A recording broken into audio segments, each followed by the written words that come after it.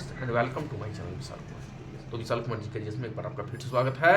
जैसा कि हम प्रत्येक दिन नई नई जानकारी लेकर आते रहते हैं और आज हम फिर एक नई जानकारी के साथ आपके बीच हाजिर हुए हैं और फिर से श्रृंखला है कंपटीशन से जुड़े एग्जाम में उठने वाले प्रश्न की।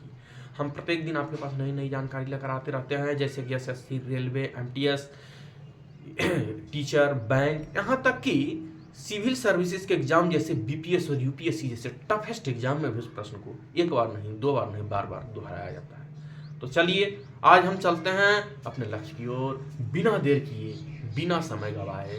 तो चलिए आज हमारा पहला प्रश्न है, my first question, Vande Mataram गीत किसको समर्पित है। देखिए जो राष्ट्रीय गीत है, जैसे हमारा राष्ट्रगान जो है वो जन गण मन है, ठीक उसी तरह से जो हमारा राष्ट्रीय गीत है वो वंदे मातरम है। हमारा राष्ट्रीय गीत आप सभी जानते हैं कि हमारा राष्ट्रीय गीत वंदे मातरम है।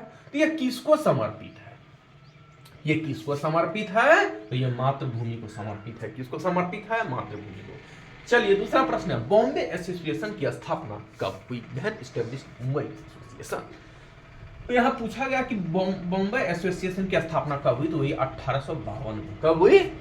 1852 यानी 1852 में। चलिए तीसरा, GST का मुख्यालय। तो सभी जानते हैं कि GST का मतलब होता है गुड्स एंड सर्विसेज टैक्स, यानी वस्तु सेवा कर। तो GST जो है गुड्स एंड सर्विसेज टैक्स, वस्तु सेवा कर, उसका मुख्यालय कहाँ है? तो उसका मुख्यालय नई दिल्ली में है। कहाँ है? नई दिल्ली में। चलिए चौथा प्रश्न है, वंदे मातरम पहली बार कब? जो वंदे मातरम है वो पहली बार कब हुआ? हमारा राष्ट्रगीत है, सभी जानते हैं, तो पहली बार हुआ 1875 में। चलिए हमारा प्रश्न है, राष्ट्रीय शिक्षा नीति का गठन कब हुआ? When established new education policy। राष्ट्रीय शिक्षा नीति का गठन 1986 में हुआ। कब हुआ? 1986 में हुआ। चलिए हमारा प्रश्न है, भारत में खोजा गया सबसे पुराना शहर। भारत में खोजा गया सबसे पुराना शहर तो था हड़प्पा। क्या था? हड़प्पा। जब हम इतिहास पढ़ते हैं तो हड़प्पा, मोहनजोदड़ो, सिंध, ये सब की हमें जानकारी मिलती है जब हम इतिहास पढ़ते हैं ना। तो जब हम लोग इतिहास पढ़ेंगे तो हम लोग हड़प्पा, मोहनजोदड़ो, लोथल, ये सब चीज यानी पूर्व पाषाण काल की अग्नि का कब खोज हुआ, आपको पहिया का कब खोज हुआ, ये सब की जानकारी मुझे मिलती है। यानी अतीत जो बीता हुआ है उसकी जानकारी मुझे इतिहास पढ़ने से मिलती। चलिए अब पूछा गया है कि हड़प्पा सभ्यता का खोज किसने किया? तो यहां तो पूछ गया भारत में खोजा गया सबसे पुराना शहर हड़प्पा था। तो हड़प्पा जो था वो हड़प्पा सभ्यता का खोज किसने किया? किसने किया? तो दयाराम साहनी ने किया। चलिए आठवां है, सिंधु घाटी की सभ्यता का मुख्य व्यवसाय क्या था? चलिए अब पूछा गया कि सिंधु घाटी की सभ्यता का मुख्य व्यवसाय क्या था? तो कृषि था। क्या था? कृषि था।